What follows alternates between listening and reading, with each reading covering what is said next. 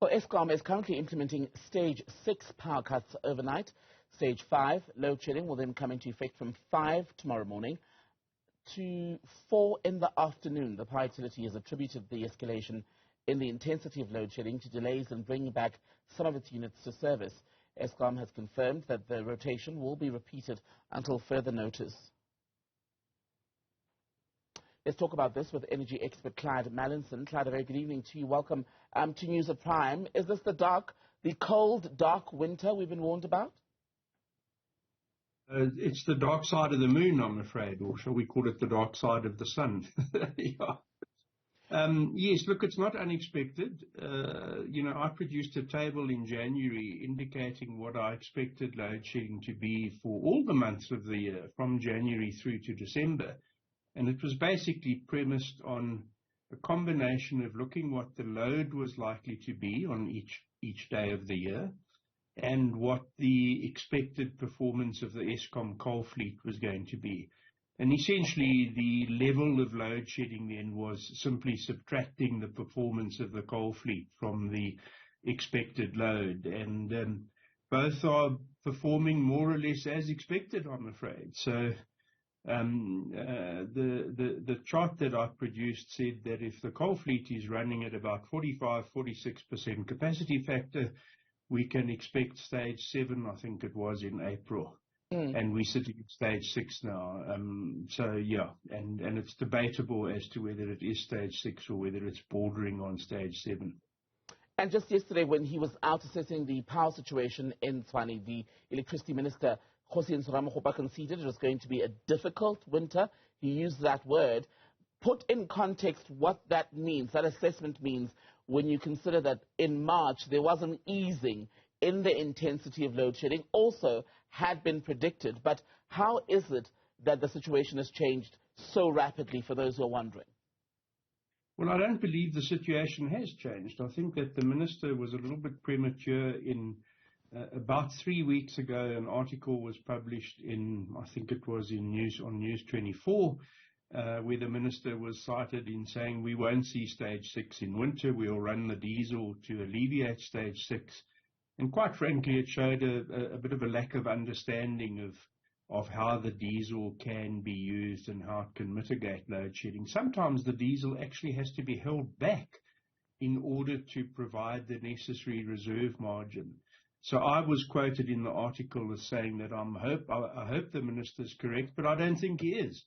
And now, today, I think a story was published where he's now telling us to brace ourselves for a very difficult winter. And so I don't like to use the word flip-flop. I think he's just refined his judgment. And I also was a bit puzzled how someone can do a whistle-stop tour of 16 energy generation facilities and come away with a technical audit and an understanding of what's going wrong. It just smacked to me of,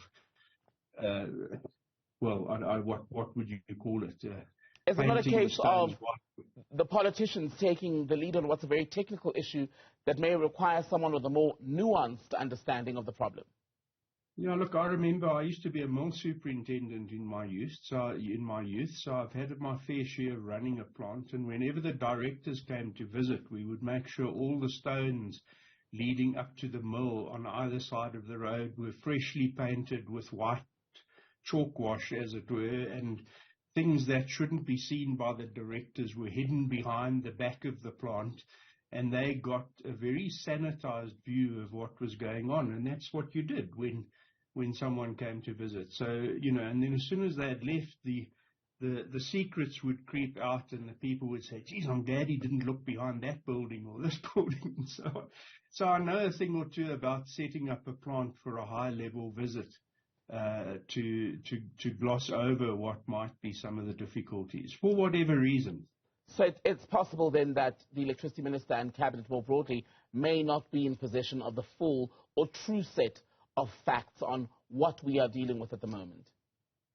Well, I just don't think that he can be. The technical state of each of the coal plants is not just a function of the state of the different units. It's a state of the feeding system, as I like to call it, the coal stacking system, the mills that grind the coal that get injected into the boilers. It's the state of the heat exchangers, the amount of calcium buildup on the heat exchangers, the cooling system, the ash disposal system. There's a whole bunch of things. And to just look at the core, it's like a car. If you just look at the engine, it might have a perfect engine. Then you say, but oh goodness, the tires are a bit flat and the brake pads don't look so good. And you're putting the wrong level, the wrong octane level of fuel into the thing. So there's a whole, a whole number of things that need to be looked at when you're looking at a coal plant. And it's difficult to assess those even if you've got all the information, never mind if you're just having a whistle-stop tour. Is there anything that can be done right now in the immediate term, even if it's a temporary or stopgap measure, that could ease the intensity of the power cuts going into winter, Clyde? Yeah, I think the best thing that can be done at the moment, because we've squandered the time, it's almost 3.5 years since the Stage 6 event of December 2019. And we've quite frankly done very little from then until now. So I'm afraid we're at a point in time now where the best we can do is please don't switch on your heaters in winter and double up on your blankets. It's that bad, I'm afraid. I don't think there's anything short-term that can be done to alleviate the situation. I'm also on record as having said that I think a big mistake was made in taking Coburg offline to refurbish it, because that's a whole stage of load shedding, and it should have just been allowed to run its course and then be shut down when it's meant to be shut down. We need it now more than ever. And every day this year so far, we've had an extra stage of load shedding because one unit of Coburg's not been available. Mm.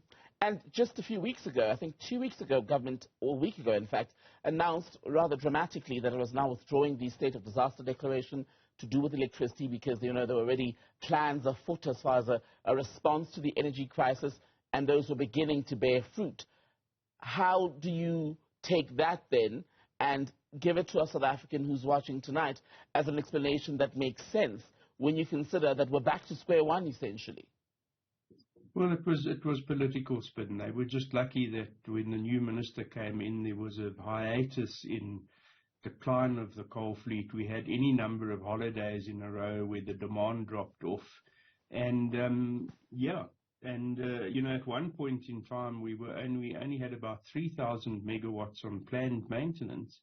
When I last looked, it's gone up to 7,000 megawatts. Now, I'm not quite sure how that happened so quickly, because normally over winter, we try and do as little planned maintenance as possible to make as much of the fleet available as possible. Mm. So I quite frankly, we are where I thought we would be. We're in a very tight space now, and it's no use crying over lost time. But I'm actually starting to get quite angry, because I was calling for the crisis/emergency to be treated as such 3 or 4 years ago.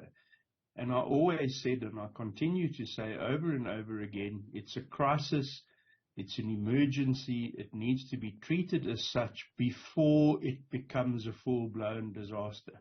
Mm. And you mentioned... And what happened is we declared a disaster, which is something that is post facto normally. You don't have a disaster before an earthquake. You have a disaster after an earthquake. And disaster kind of declarations are meant to deal with the symptoms of a catastrophic event, not the causes of a waiting to happen catastrophic event. And we just don't seem to have treated it with the urgency that was required. It's as simple as that. And it's very, very tragic.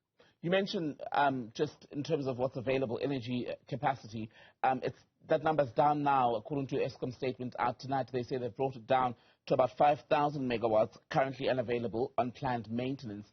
But that figure, as far as what's unavailable because of breakdowns, is still triple that. At the moment, it's 16,772 megawatts. Is that not catastrophic?